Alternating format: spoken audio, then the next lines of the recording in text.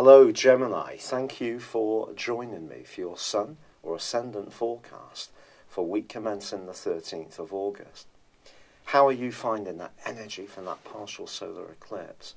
Is it really giving you a lot of extra mental capacity, the ability to really think quickly and fleetingly on your feet? I think that's possible, but it's also important to knit this together with things that are meaningful at a deeper level. This is because the partial solar eclipse was in a quincunx with Pluto, the tiny but influential player at the edge of our solar system. Now Pluto can be about power, control, and jealousy even. So if there is a situation playing out for you where someone seems to be a bit possessive or controlling, even of how you think, then perhaps you're having to make a stand. And as this week begins, Mars inverts back into the sign of Capricorn, joining up with Pluto and Saturn. And Mars is going to be here for the next month. This is going to give you a lot more thrust and desire. And if someone is playing the kind of games that nobody particularly likes, and of course there has been the potential for misunderstandings with Mercury, your ruler, continuing to track backwards until Saturday of this week, I do feel that by the end of this week, Mars is going to give you a lot more grit to kind of express what you want, your desires in situations. So not just talking about it, actually demonstrating it in a much more potent way.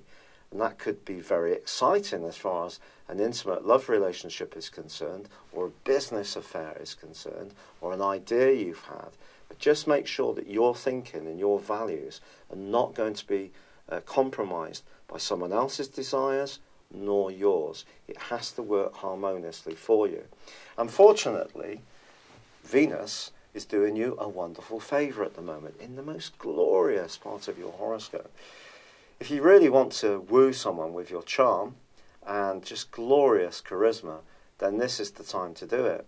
If you're a dedicated follower of fashion, this would be a great time to actually show people just how fab you can be. You can strut your stuff and come across in a magnetic way. If you're single, all this energy could be very interesting, but it could see you pull towards someone that maybe at one level you like them, the way they think, maybe it's something much deeper that's really drawing you towards them. In an existing relationship, Venus moving through this area suggests you should go out and have some play together. So if things have got a bit heavy or bogged down, do give yourselves the permission to go and have that date night and reacquaint yourselves with one another. And once Mercury comes out of the retrograde on Sunday, things can lighten for you quite significantly. Now, of course, Uranus did, at the start of last week, go into a retrograde. And it is still clashing with Mars, even though Mars moves back into Capricorn through to the end of this week, suggesting that there's still the potential for things that have been hidden away to come up into the out into the open, or there could be some hidden tensions within you that you can't quite identify what they're about. But again, by the end of this week, I do feel there will be a sense of relief. It's been a real pleasure being with you. I'd love it if you would like or comment on this video, or if you've yet to do so, please do subscribe to this channel. For now, good luck and goodbye. Hello Gemini, thank you for joining me for your August monthly forecast for the Sun or the Ascendant. The big talk this month, of course, is about all these retrogrades. And of course, one of them features your guide planet of Mercury. That goes on until the 18th of August. But it is going through the bubbly, extrovert and warming sign of Leo, which for you gives you almost a heightened Gemini vibration, because it is about quick thinking. It is about using your mental resources really well. It could be that because of the retrograde, you're going to rethink something in terms of your relationships with people in your community, your neighbours, or perhaps to do with technology. If you're interested in self-publishing, that could be something that you're thinking very carefully about. But of course also it could be true that because of the retrograde there could be some snags. Entirely possible that a previously well-loved and reliable domestic appliance could go on the blink. Or perhaps you decide that something that used to be of great use to you has lost its appeal because your thinking is fluid. And talking about fluid thoughts, there may be a case that some things may come and go in your outlook right through, quite frankly, through to the 2nd of September.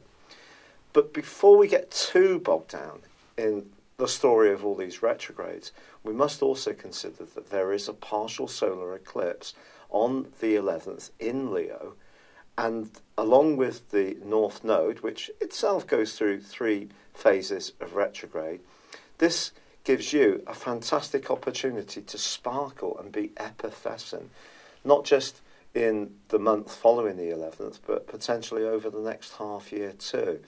So your ability to communicate is definitely going to be at the heart of this month. Can there be some misunderstandings? Well, sure. We all know that Mercury retrograde can cause some glitches. But I love to think of Mercury retrograde as also opportunities. Now, the retrograde that I really think is going to be causing some mischief this month concerns Mars.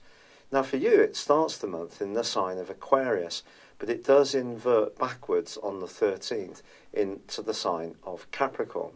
But those first 2 weeks of the month, and especially the first 3 weeks of this month, does see Mars and Uranus continuing a right angle. And it's possible because Uranus is locked away in the psychological part of your scope all month, and Mars is in Aquarius through to the 13th, that something that you're not expecting could come into the open. It could be that someone around you challenges you with an idea, a thought, a philosophy, which is in stark contrast to your own thinking, and it could prove challenging. Then again, it's possible that something you hear could really inflame your passions in a way that normally you may be able to ice out with your natural logic. Now, because Mars does move into Capricorn on the 13th, it doesn't mean to say the right angle with Uranus comes to a close. That continues for another week. In general, for you, I still feel that there's going to be this sense of some kind of revelations coming to the fore, but it's going to be about perspective. If you do love to travel, then it may be that you could get sudden urges to break out of very restrictive lifestyles or the demands of others, and really feel quite militant if it gives you the opportunity to do something completely different off the cuff. But that may mean some stop-starts, some rather quick and reactive behaviour at times. Now, of course, the outer planets, certainly once Uranus goes into retrograde, are also going to be tracking backwards. But that happens every year for 5.5 months. It's not going to be quite as important as Mars and also Mercury.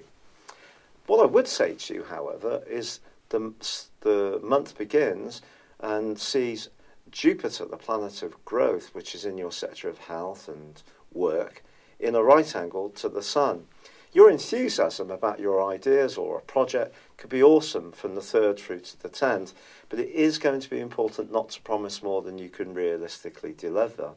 On the 7th, however, Venus moves into an absolutely beautiful location for you.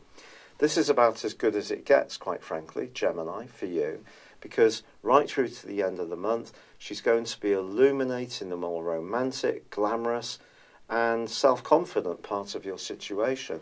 And along with the Sun being in the sign of Leo, and also that partial solar eclipse, this can see you animate whatever qualities you've got, be it in terms of your personality, your talents, or even just your desirability. So that's a lovely change for you.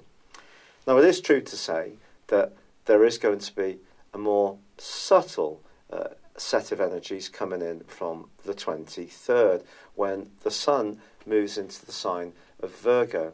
The fascinating thing about you and Virgo's Mercury is you're both governed by Mercury. And of course, Mercury itself is going to be going forwards from the 18th, but it won't come out of shadow until the 2nd of September. So if your thinking has been fluid, remember it won't necessarily be immediately resolved on the 18th. But I think The sun moving into Virgo gives you an opportunity to think about the foundations in your world, where you live, how you live there, your environment, your immediate environment, how you can control that. If you have a particular love of bright and breezy exchanges, but also like some time to yourself occasionally, that's going to be emphasised in the last 10 days of this month. Now, on the 26th, we do have a very important full moon in the sign of Pisces, which for you is how you link with the wider world. It's your more ambitious and goal-orientated actions. And the interesting thing is that both Uranus and Saturn are going to be forging a beautiful link all through this month, which suggests some of the things that come up in your approach to life, particularly in terms of hunches, could pay off spectacularly well on the back of that particular transit. But once the full moon gets involved, I think that too can bring greater lustre to bear and perhaps help you to promote your personality and your vision in a more public forum or way. Now, with Mars going forwards on the 27th, remember it's back in the sign of Capricorn. It is going to go back into Aquarius, and essentially it's going to be there through till November. Essentially, this is a very short visit back to Capricorn, but it could just make you much more conscious of desire in all its many forms, whether it's material objects, possessions, or even someone you are strongly drawn towards. But I think in general, this month does have a lot of opportunities. But I think in some ways, it is going to be calling out to you, especially through that right angle between Mars and Uranus, to tune into sides of you that perhaps you're not quite so aware of, or people may make you more aware of them, or it's possible that you could find yourself making some more impulsive and unpredictable moves. But that's certainly going to add some excitement to the mix. But I do think that generally that your idea sector is lit up. So don't see Mercury retrograde as itself as being a terribly bad thing. It's just an opportunity to rethink some of your ideas and even potentially your belief systems. And when it comes to spirituality, with Jupiter and Neptune still forging an awesome link all month, if you are interested in raising consciousness, either within yourself or others, this continues to be an important month to do so. It's been a real pleasure being with you. I'm really sorry this video has been delayed because of my health issues with rheumatoid arthritis. I'm very grateful for your patience. It would be great if you could like or comment this video, or if you've yet to do so, please do subscribe. But for now, thank you and goodbye. Hello, thank you so much for watching my video. I'd love you to join me at my Horoscope Ace app. You can find this at www.horoscope-ace.com. You can use it through Android, iOS, Apple or Facebook. Check out your ascendant or your moon sign or download your free birth chart.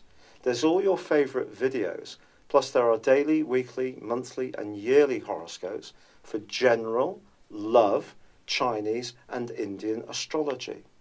If your passion is tarot, there's my brilliant 3-card money or love tarot readings too. And it's all there at www.horoscope-ace.com. Thank you.